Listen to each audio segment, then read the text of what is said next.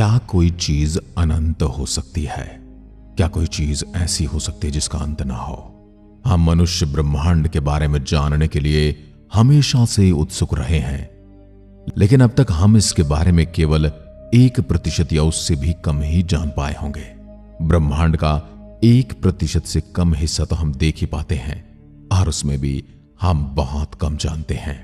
इससे हम ये तो जान गए कि ब्रह्मांड बहुत बड़ा है, लेकिन कितना और कहां तक ये फैला हुआ है इसका पता अब तक नहीं चल पाया।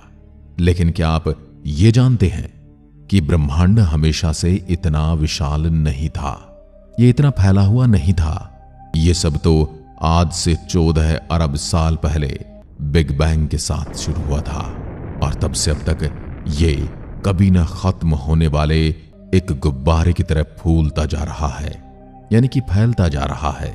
इसका अर्थ यह हुआ कि ब्रह्मांड के केवल उन्हीं हिस्सों को देखा जा सकता है जिनके प्रकाश को हम तक पहुंचने में 14 अरब साल का समय लगा है। यदि कोई भी चीज इससे बाहर है तो हम कभी नहीं देख पाएंगे। और दूसरी बात, किसी चीज के प्रकाश को हम तक पहुंचने में 14 अरब साल का समय लगेगा, इतनी दूरी पर हमें वह चीज कैसे मिलेगी? और क्या हम सच में उस चीज से 14 अरब प्रकाश वर्ष की दूरी पर होंगे? यदि ब्रह्मांड सब कुछ है तो उसके बाहर कुछ कैसे हो सकता है? और क्या ब्रह्मांड का कोई किनारा भी हो सकता है? यह सवाल भी हमें उन हैरान करने वाले सवालों के साथ अकेला छोड़ देता है। लेकिन यह ज्ञात में एक निरंतर यात्रा है जो हमारे नॉलेज और हमारे इमेजिनेशन की बाउंड्रीज को आगे बढ़ाती है।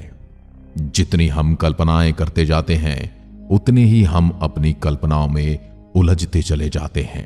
किसे पता है कि किसी दिन ब्रह्मांड के असली रहस्य को हम जान लेंगे।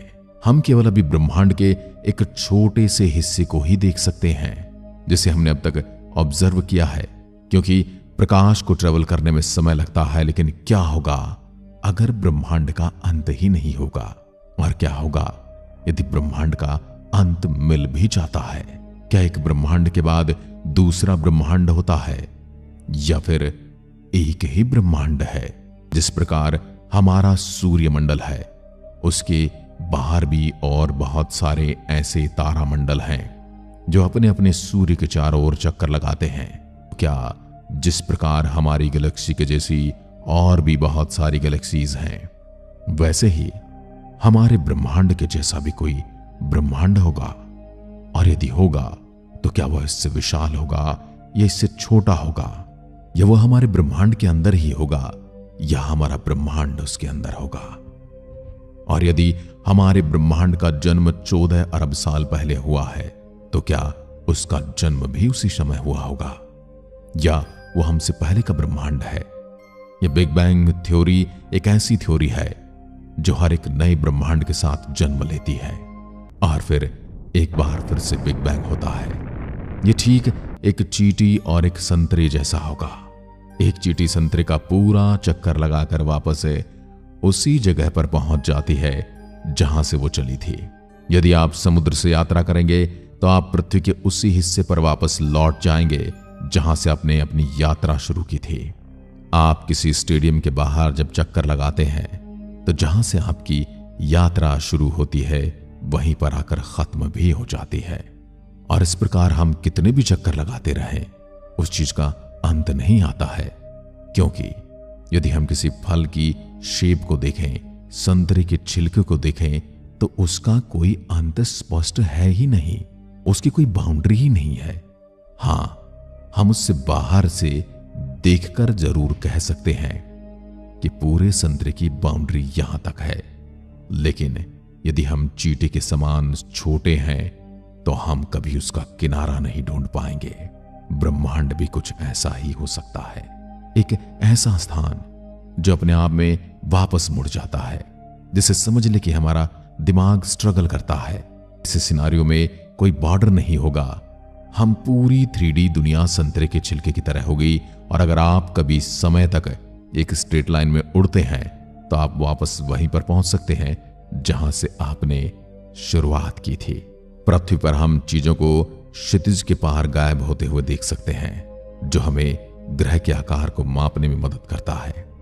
लेकिन सच तो यह है कि हमें अभी तक पता ही नहीं है कि ब्रह्मांड फाइनाइट और इनफाइनाइट हाइपर स्पीयर सिद्धांत की एक फैसिनेटिंग पॉसिबिलिटी है, लेकिन अभी के लिए एक रहस्य बना हुआ है जिसका खुलासा भविष्य में होना है। तो तारों को निहारते रहें और इस पर विचार करते रहें। शायद ब्रह्मांड एक ब्रह्मांडीय संतरे का छिलका है जो हमारे जैसी बहुत सारे छोटे मोटे जानवर इसके ऊपर घूम रहे हैं और हर कोई इसके अंत तक पहुंचना चाहता है। और यदि ऐसा है तो उसके अंत तक हम कभी नहीं पहुंच पाएंगे, ना ही हम उसके अंत को समझ पाएंगे और ना ही उसके अंत को देख पाएंगे। यदि हम ब्रह्मांड को एक खाने वाली डोनट की तरह मान लें जो कि सीधा आकर फिर से वापस मुड़ जाता है, यह हाइपर डोनट ब्रह्मांड के आकार के लिए एक और दावेदार हाइपर स्फीयर की तरह ही। अगर आप काफी देर तक एक सीधी रेखा में यात्रा करते हैं तो आप अंततः अपने शुरुआती बिंदु पर वापस आ जाते हैं, लेकिन यहां पर एक थोड़ा सा झोल है। हाइपर डोनट ब्रह्मांड में चीजें थोड़ी अजीब होती हैं। सब कुछ समान रूप से वितरित नहीं किया जाता है। यदि आप दो अंतरिक्ष यानों को विपरीत दिशा में उड़ाते हुए कल्पना करते हैं तो एक बहुत तेजी से दूसरी ओर पहुंच सकता है और दूसरे के लिए परिस्थितियां अलग हो सकती हैं। एक और दिमाग घुमा देने वाली बात, एक हाइपर डोनट ब्रह्मांड एक ही समय में सबसे छोटा और सबसे बड़ा संभव हो सकता है। अपनी अजीब ज्योमेट्री के कारण यह सैद्धांतिक रूप से हमारे ऑब्जर्वेबल यूनिवर्स से कुछ ही गुना बड़ा हो सकता है, लेकिन यह अनंत रूप से विशाल भी हो सकता है। क्योंकि क्या होगा अगर ब्रह्मांड का वास्तव में कोई अंत ही नहीं है? क्या होगा अगर अंतरिक्ष हमेशा के लिए चलता रहता है? एक अनंत ब्रह्मांड कैसा होगा? ये एक ऐसा सवाल है जिस पर सदियों से फिलोसोफर और साइंटिस्ट विचार कर रहे हैं। बुद्धिजीवी इस पर अपना दिमाग खपा रहे हैं। एक अनंत ब्रह्मांड, एक अनंत रूप से दोहराए जाने वाले पैटर्न या अनंत सितारों के अस्तित्व जैसी मन को चकरा देने वाली अवधारणाओं को सामने लाता है, जिसमें से प्रत्येक में जीवन की अपनी क्षमता है। सच तो यह है कि उसके आगे तक ये विचित्र संभावनाएं ब्रह्मांड की एक तस्वीर पैदा करती हैं जो हमारी कल्पनाओं से कहीं अजीब और अद्भुत है। तो तारों को निहारते और सोचते रहिए, ब्रह्मांड वास्तव में किस आकार का है? ब्रह्मांड हमारी परिकल्पनाओं से भी परे है, लेकिन क्या होगा यदि यह विशाल न हो, बिल्कुल सचमुच अनंत हो? यानी कि विशालता की सारी सीमा रेखाएं पार करके यह अनंत हो। एक अनंत ब्रह्मांड हमारा दिमाग चकरा देने वाला है। सबसे पहले, अगर इसका कोई अंत नहीं है तो क्या इसका मतलब यह हुआ कि यह शाश्वत है? यानी इसका कोई आरंभ भी होगा, या फिर ये हमेशा हमेशा से ऐसा ही है? हमेशा के लिए मौजूद था, हमेशा के लिए मौजूद है और रहेगा? क्या कोई ऐसा समय था जहां सचमुच कुछ नहीं था और फिर सब कुछ बिग बैंग के हमारे पास पुख्ता सबूत हैं जो बताते हैं कि ब्रह्मांड का एक निश्चित शुरुआती बिंदु था? एक अनंत ब्रह्मांड में आकाश गंगाएं लगातार एक दूसरे से दूर जा रही हैं, जो अंतरिक्ष के ही फैब्रिक को खींच रही हैं। ये एक असीम रूप से फैलने वाला गुब्बारा सा प्रतीत होता है, दिमाग को फैला देने वाला, दिमाग को चकरा देने वाला। रुकिए, अभी तो और भी हैरान होना बाकी है। इससे अनंत ब्रह्मांड की यात्रा करने की परिकल्पना करें। नई आकाश गंगाएं, विचित्र ग्रहों और शायद परग्रही जीवन, जिसे आप एलियन लाइफ भी कहते हैं, उसका सामना करना। लेकिन अंतिम दिमाग यात्रा के लिए तैयार हो जाओ। कल्पना से भी लंबे समय तक यात्रा करने के बाद आप मोस्ट माइंड ब्लोइंग खोज पर ठोकर खा सकते हैं। यह कैसे संभव है? क्योंकि ब्रह्मांड में सब कुछ एक सीमित संख्या में निर्माण ब्लॉकों से बना है। मूलभूत कण और सामग्री की एक सीमित संख्या के साथ आप केवल सीमित संख्या में संयोजन बना सकते हैं। यह संख्या हमें एस्ट्रोनॉमिकल लग सकती है, लेकिन यह वास्तव में अनंत है। तो इस अनंत अंतरिक्ष में जो हमेशा के लिए भरा है, आप अपनी कॉपी से सामना कर सकते हैं। यानी कि आपको अपना हमशक्ल, बिल्कुल आपके जैसे व्यवहार करने वाला कोई दूसरा जीव या मनुष्य मिल सकता है। पुनरावृत्ति यानी कि रिपीटेशन पैराडॉक्स, सब कुछ अद्भुत है यहां पर। अब सिर्फ इसलिए कि कुछ संभव है, इसका मतलब यह नहीं कि यह अवश्य होगा। हो सकता है कि ब्रह्मांड हमेशा के लिए चले, हो सकता है आप वाकई में एक तरह के हों। तो ये रहा एक और विचार। अगर नियम और फिजिक्स हर जगह एक समान है, तो दूर, बहुत दूर समान परिस्थितियों ने तारों और ग्रहों को जन्म दिया होगा। उन दूर की दुनिया में शायद सही रासायनिक प्रक्रियाओं ने जीवन के उद्भव को जन्म दिया, जो अंततः जटिल जीवों, शायद बुद्धिमान प्राणियों को जन्म देगा।